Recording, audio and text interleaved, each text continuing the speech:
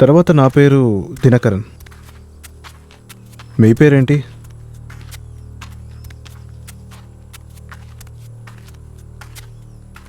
నా పేరు అహల్య. మీ దగ్గర ఒక విషయం చెప్పనా? చెప్పండి. మా అంకుల్ చెప్పారు, ఈ పక్కన ఏదో 2-3 రోజుల ముందు ఏదో మర్డర్ జరిగిందని. అది నిజమేనా? ప్రతిరోజు ఈ దారిలోనే వెళ్తున్నాను వస్తున్నాను. విన్నాను, జరుగుండొచ్చు. వచ్చేదారిలో ఒక తాగుబోతాడిని చూశాను. వాడు ఇదే చెప్పాడు. అలా ఏం భయపడొద్దు, ఏం జరగదు. ఎవరైనా సడన్గా పోయారంటే వాళ్ళు చనిపోయిన తర్వాత వాళ్ళ ఆత్మ అక్కడే తిరుగుతుందా? ఉండొచ్చు, లేకుండా కూడా పోవచ్చు. ఎందుకు? దయ్యాలు పిశాచంత మీకు భయమా? ఎందుకు? మీకు భయం లేదా? మీకు దెయ్యాల మీద పిశాచుల మీద నమ్మకం లేదా? లేకపోతే దెయ్యాలంటే మీకు భయమా? నమ్మకం ఉంది, భయం లేదు. దేవుడున్నది నిజం అంటే ఆత్మలు కూడా ఉంటుంది కదా. నేను ఈ విషయాల్లో ఎప్పుడూ తలపెట్టను. నేను నా పని చేస్తున్నాను. దీని గురించి నాకు బాధ ఎందుకు? మీరు రండి.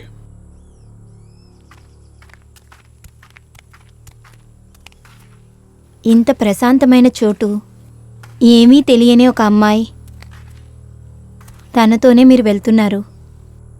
ఒకవేళ మీరు తీసుకువెళ్తున్న అమ్మాయి ఒక మనిషిగా కాకుండా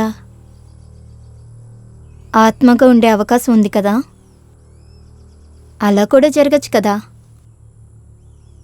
అందరూ ఒప్పుకుంటున్నారు, కానీ నమ్మట్లేదు.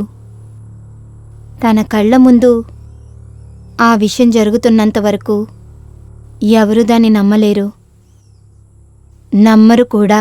అంటే మీరు ఏం చెప్పడానికి వస్తున్నారు?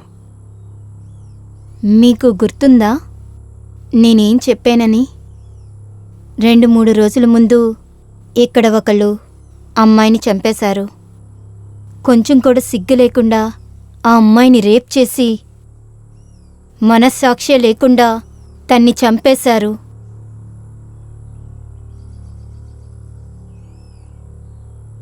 తన్ని కాపాడడానికి అక్కడ ఎవరూ లేరు. సరే, ఈ విషయాన్ని మీరెందుకు నా దగ్గర చెప్తున్నారు? ఎందుకంటే ఆ అమ్మాయి నేనే.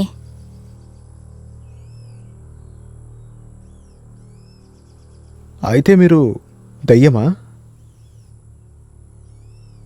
ఈ కథలంతా ఇంకా ఎవరి దగ్గరికైనా చెప్పండి మేడం. రండి, మిమ్మల్ని వెళ్ళే దారిలో డ్రాప్ చేసి వెళ్తాను. మీరు స్టేషన్కి వెళ్ళండి. మీరేంటి మీ ఇంటికి తీసుకెళ్తానన్నారు? దెయ్యం అని చెప్పిన వెంటనే నన్ను సగం దారిలోనే వదిలేస్తానంటున్నారు. ఇలాంటి ఆటలన్నీ నాకు కొంచెం కూడా నచ్చదు. ఇది ఆటలు కాదు, నిజమే. ఇది మీకు ఆటలుగా తెలుస్తుందా? ఇప్పటి వరకు ఆ చోటులో రక్తపు మరకలు కూడా లేవు.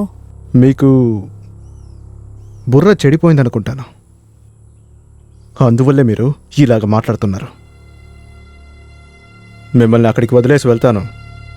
స్టేషన్ అక్కడి నుంచి కొంచెం దూరమే. ఏంటి, భయంగా ఉందా? ఒక అమ్మాయి ఒంటరిగా ఉంటే తనని చూసిన వెంటనే నీకు ఫీలింగ్స్ వస్తాయి కదా. నేనేమి ఊరికే మాట్లాడట్లేదు. నేనిప్పుడు ప్రాణాలతో లేను. ఇప్పుడు మీకు ఏం కావాలి? నాకు ఎటువంటి భయం లేదు. ఇలాగే చేస్తారు కదా, నాకు తెలుసు. మీకు ఏ బాధ లేదా? మిమ్మల్ని మీ ఇంట్లో ఎవరు వెతకరా ఏంటి? ఇప్పటిదాకా ఎవరు భోంచేయకుండా కాసుకునే ఉంటారు. కలిసి భోంచేద్దామని అందరూ వెయిట్ చేస్తారు. బిడ్డలు కూడా నిద్రపోయి ఉంటారు. నాన్న ఎప్పుడు వస్తాడని వెయిట్ చేసి ఉంటారు. మీకిదంతా కొంచెం కూడా తెలియదు కదా. సరైన సమయంలో ఇంటికి వెళ్ళడం ముఖ్యం అనేది మీకు తెలీదా? కొన్ని రౌడీస్ ఏం చేస్తున్నారంటే మన దగ్గర ఉన్నదాన్ని పిక్కుంటారు. అయినా వాళ్ళకి శాంతి దొరకలేదు. అడవికి మధ్య తీసుకెళ్ళి చంపి పారేస్తున్నారు. మీరు వాళ్ళ ఒకరే కదా. నాకు తెలుసు మీరు వాళ్ళతో కలిసిన వాళ్లే. అందువల్లే నా దగ్గర కూడా మీరు అబద్ధాలు చెప్తున్నారు.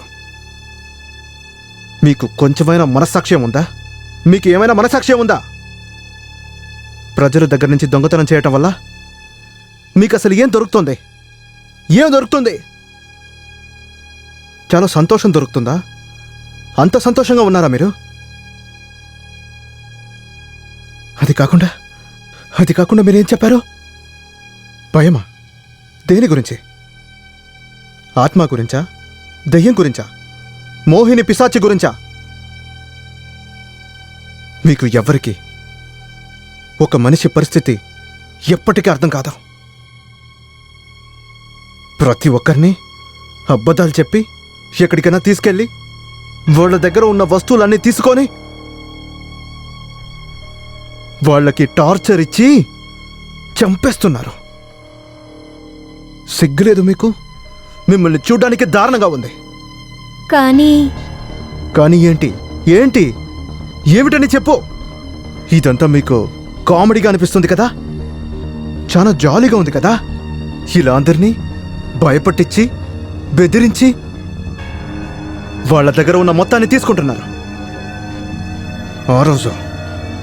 ఆ రోజు కూడా అలాగనే జరిగింది. అదే జరిగింది.